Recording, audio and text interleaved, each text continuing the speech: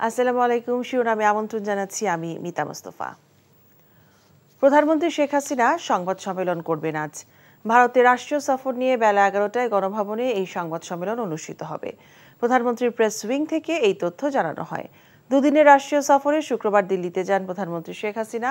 সফর শেষে শনিবার দেশে ফেরেন সরকার প্রধান। বৃষ্টিপাত না হওয়ায় সিলেট বিভাগে বন্যা পরিস্থিতির কিছুটা উন্নতি হয়েছে, তবে পানি নামায় ক্ষয়ক্ষতির পরিমাণ ভেসে উঠেছে। সুনামগঞ্জ সদর উপজেলা সহ 12 উপজেলায় গত 3 দিন কোনো বৃষ্টিপাত না হলেও হাওর এলাকা থেকে পানি নামতে দেরি হচ্ছে। তবে যতই লোকালয় থেকে পানি নামছে ততই মানুষের ক্ষয়ক্ষতির পরিমাণ বেড়েই চলেছে। বেশি ক্ষতিগ্রস্ত হয়েছে হাওর পাড়ের মানুষ। এদিকে এবার বন্যায় সব থেকে বেশি ক্ষতির সম্মুখীন হয়েছে মৎস্য চাষিরা। বন্যায় জেলার 1000 পুকুরের 4000 মেট্রিক টন মাছ ভেসে গেছে। এতে মৎস্য চাষিরা প্রায় 72 কোটি টাকার লোকসানে পড়েছেন। সাপের বিষ নিয়ে দেশের একমাত্র গবেষণা কেন্দ্রের কর্মকর্তারা জানিয়েছেন, রাসেল ভাইপার বিষধর হলেও এটি একটি নিরীহ প্রকৃতির সাপ। এদের আঘাত না করলে তারা মানুষকে কামড়ায় না। আত্মরক্ষার জন্য কাউকে দংশন করলেও দ্রুত সরকারি হাসপাতালে গেলে চিকিৎসার মাধ্যমে শতভাগ সুস্থ হওয়া যায়। আরও জানাচ্ছেন শামসুল হক হায়দরি, ক্যামেরায় ছিলেন এনামুল হক। সাপের বিষ নিয়ে গবেষণার জন্য দেশের একমাত্র প্রতিষ্ঠান ভেনম রিসার্চ সেন্টার, যার অবস্থান চট্টগ্রাম মেডিকেল কলেজ হাসপাতাল ক্যাম্পাসে। এখানে পদ্মগোকরা, কালকেউটে, শঙ্খিনীর মতো কয়েকশো বিষধর সাপের পাশাপাশি আছে বেশ কিছু রাসেল ভাইপার্স। নিয়মিত খাবার দাবার সহ অতি যত্নে এসব সাপ লালন পালনের কারণ জানিয়েছেন কেন্দ্রটির এই গবেষণা সহকারী।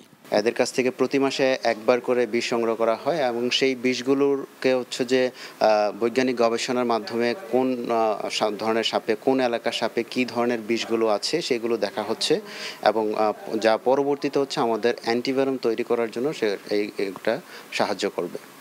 বাংলাদেশে প্রায় 110 প্রজাতির সাপ আছে। এদের মধ্যে 20 প্রজাতির সাপ বিষধর, আর এই 20 প্রজাতির একটি হলো রাসেল ভাইপার্স। এই ধরনের কোনো সাপই মানুষকে নিজ থেকে আক্রমণ করে না উল্লেখ করে রাসেল ভাইপার্স এক্ষেত্রে আরও বেশি অলস বলে জানান এই সর্প গবেষক। সাপ কিন্তু মানুষকে খুব ভয় পায়। রাসেল ভাইপার তো আরও অলস প্রকৃতির একটা সাপ। সে দিনের বেলা দেখা যায় বিভিন্ন জায়গায় একটা জায়গায় কুণ্ডলি পেকে একটা ছোট ইয়াতে বসে থাকে। সাপ মূলত ও খাবারের সন্ধানেই মূলত মুভ করে, এছাড়া মুভি করতে চায় না এই রাসেল ভাইপার। তো মানুষকে ধেয়ে এসে কামড়ানোর তো কোনো প্রশ্নই নেই।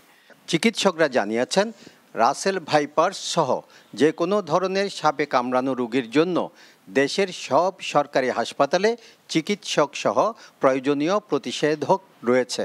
এই ক্ষেত্রে আক্রান্ত রোগীকে দ্রুত নিকটবর্তী সরকারি হাসপাতালে যাওয়ার পরামর্শ চিকিৎসকদের। আমাদের চিকিৎসার জন্য যথাযথ প্রস্তুতি আছে। জনগণ আতঙ্কিত না হয়ে শুধু দ্রুত সময়ে হাসপাতালে আসলে পরে ওনাদের চিকিৎসা নিশ্চিত হবে। প্রকৃতির ভারসাম্যের জন্য সাপ থাকা জরুরি উল্লেখ করে গবেষকরা বলছেন, এক্ষেত্রে নিজেকে সতর্ক রেখে সাপকে নিরাপদে বাঁচতে দেওয়া উচিত। শামসুল হক হায়দরি, এনটিভি নিউজ, চট্টগ্রাম। শিরোনাম এটুকুই। এই খবরের ভিডিও সহ আপডেট জানতে ভিজিট করুন এনটিভি অনলাইন www.ntvbd.com। এছাড়াও এনটিভি জনপ্রিয় সব অনুষ্ঠান ও খবরের আপডেট জানতে ভিজিট করুন আমাদের ইউটিউব ও ভেরিফাইড ফেসবুক পেজ। 12টার মধ্যাহ্নে খবর দেখার আমন্ত্রণ রইল। সবাইকে ধন্যবাদ।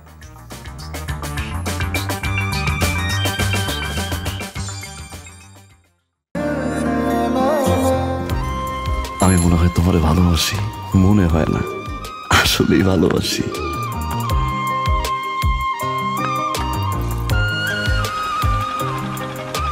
আপনি যে আমাকে ভালোবাসেন আমি টের পাই।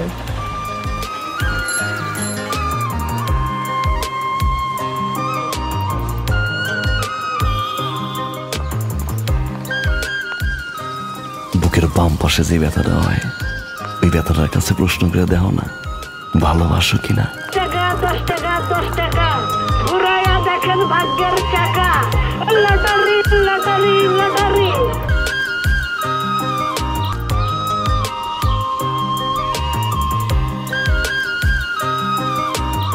আপনি না চোখের যন্ত্রণা বুঝতে পারেন, বুঝে নেন।